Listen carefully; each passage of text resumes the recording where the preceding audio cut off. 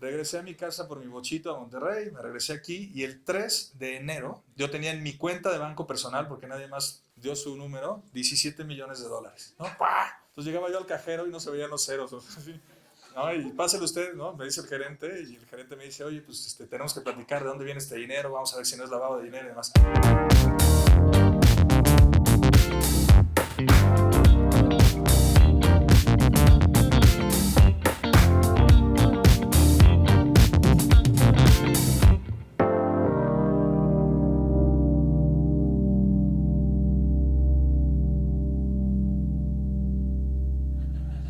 Entonces estaba yo en Cartoon Network, trabajo soñado, todo el mundo me decía, wow, estás el trabajo soñado, y era el cuate más miserable del planeta. La verdad es que era muy difícil ver que mis compañeros hacían las cosas pues con cierta facilidad y que a mí me costaba muchísimo trabajo.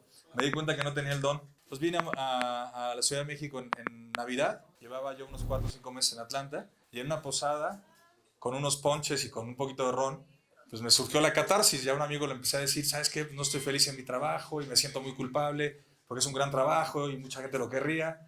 Me dijo, no te preocupes, yo estoy en un banco muy sofisticado que se llama Morgan Stanley, aquí en la Ciudad de México. ¿Y qué crees? Mañana tenemos un conference call. Yo nunca había oído esos términos tan sofisticados. Con un venture capital argentino, porque vamos a empezar un negocio. Yo, en la madre, está interesante. Me dice, te invito, vente y si en una de esas te puedes colar. En ese momento, el emprendimiento, principalmente en América Latina, era un emprendimiento de Me Too. Era gente que estaba estudiando en Estados Unidos, veía modelos interesantes y querían hacerlo en América Latina. Por ejemplo, la gente que vio eBay, pues se trajo Mercado Libre y de remate, que era el otro, y bueno, ya, uno murió y el otro subsistió y se hizo muy grande. Y nosotros, el grupo de gente que estaba empujando este emprendimiento, había visto E-Trade, que es la plataforma para comprar y vender acciones, y dijeron, vamos a ponerlo en América Latina, porque seguramente es idéntico que en Estados Unidos, que todo el mundo compra y vende acciones por internet. No lo hacíamos digamos, ni en físico, pero bueno, entonces ahí levantaron la mano y nosotros íbamos a hacer el E-Trade de América Latina, ¿no? Como ahora pasa, ¿no? Que el Uber de las pizzas, el Uber de los perros, ¿no? O sea, no hemos cambiado mucho. Así que llegamos a la famosa conference call, conocí estos aparatos que son para escuchar a la gente del otro lado de la línea, y cuando entro al cuarto, dicen, y bueno, va entrando en este momento nuestro experto global de marketing de Turner Entertainment, Pablo Salazar, que va a ser el director de marketing de Latin Stocks México y Estados Unidos, ¿no? ¿No? Y así, y se iban vendiendo, nadie se conocía y unos a otros se iban vendiendo. Y también está aquí Juan Valero, que va a ser nuestro director de negocios, y María Ternal, que va a ser nuestra directora de Business Development, no sé cuánta cosa. Y final, eso es, le estoy hablando en 22 de diciembre. Regresé a mi casa por mi bochito a Monterrey, me regresé aquí y el 3 de enero yo tenía en mi cuenta de banco personal, porque nadie más dio su número, 17 millones de dólares. ¿No? ¡Pah! Entonces llegaba yo al cajero y no se veían los ceros. Así. ¿No? Y pásale usted, ¿no? Me dice el gerente y el gerente me dice, oye, pues tenemos que platicar de dónde viene este dinero, vamos a ver si no es lavado de dinero y demás. Y así, el fondo nos dio a nosotros 17 millones, a los brasileños otros 17 y a los argentinos un poquito menos, porque esos no son tan sofisticados. Pues imagínense que crecimos como gremlins, ¿no? Y otra vez las referencias noventeras. Yo entraba a la oficina y había 7 personas, y al otro día 14, y al otro día 45, y así, ¿no? Teníamos un piso completo en la Torre Esmeralda, luego otro piso completo. En 2 meses éramos una empresa en México de 200 personas y a nivel regional casi de 1000. Y hacíamos cosas súper interesantes como esa pared que ven ahí, Arquímedes, en Polanco. Había un anuncio de Nike y ¿por qué no? Fuimos a negociar con Nike que quitara su anuncio y pusiéramos el nuestro porque éramos la startup que iba a hacer cosas increíbles. Me estaba acordando que otra cosa que hicimos es que había una campaña de Andrés Manuel López Obrador por todo Reforma y fuimos a negociar a su casa de campaña que quitaran sus pendones para poner los nuestros para el lanzamiento. Nos cobraron una lana y lo hicimos. Entonces imagínense, la vorágine, crecer de 0 a 400. Marzo, habían pasado 3 meses de que abrimos. De repente, un periodicazo compran a nuestra competencia en 750 millones de dólares. Entonces nosotros dijimos, pues parece que aquí hay un mercado y que la gente puede estar interesada. Y entonces los banqueros, porque siempre uno tiene alrededor gente súper interesante como banqueros y consultores, nos dijeron, váyanse a hacer que la gente se suscriba al website y eso les va a hacer que valga más cada día. Entonces hicimos grandes estrategias de mercadotecnia, como poner un stand en la feria de Texcoco, entre las jícamas y las micheladas, ahí andábamos registrando gente para un website para vender y comprar acciones.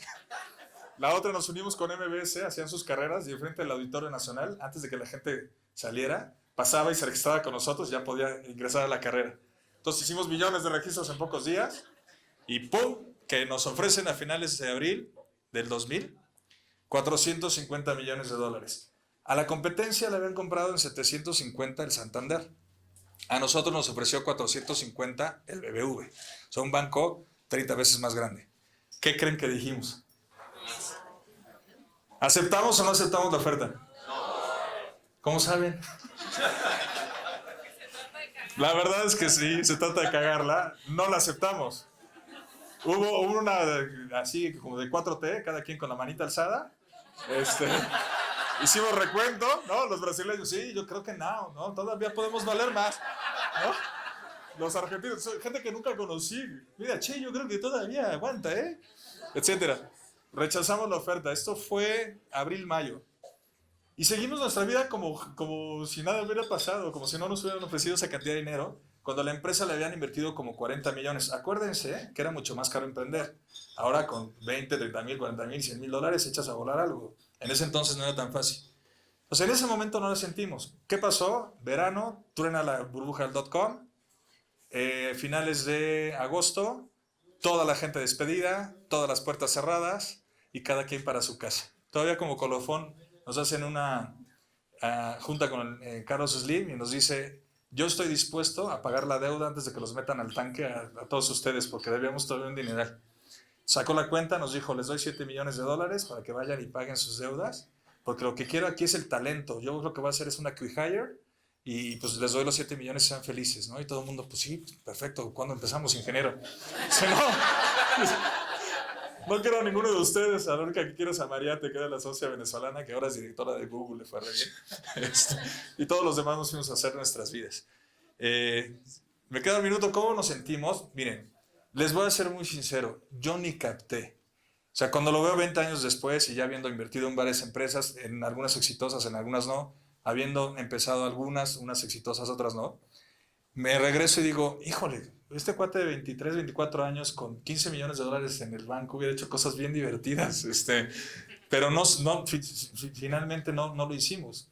Y te das cuenta cómo una tontería tan interesante como la relatividad, no tomamos la oferta simplemente porque a la competencia le habían dado más. O sea, hubiéramos hecho todos un dineral, el fondo un dineral, etcétera, pero nada más el tener el dato en nuestra cabeza de que a la competencia le habían dado casi el doble, no lo pudimos soportar por egocéntricos y por mamones. O sea, no había otra razón. Entonces, lo que me llama mucho la atención es que 20 años después sigo viendo y sigo cometiendo muchas veces el mismo error de esa relatividad, de no hacer cosas o a veces de hacer cosas simplemente porque alguien más las hizo o las dejó de hacer. Entonces, bien interesante cómo parte, creo yo, medular de los fuck-ups tiene que ver muchas veces con cómo nos comparamos con las personas y cómo tomamos decisiones con datos pues que si no estuvieran, quizá hubiéramos tomado una decisión correcta de vender en ese momento y ¿no? Seríamos hoy, hubiera transmitido yo desde una isla privada, no sé, hubiera sido distinto. Muchas gracias.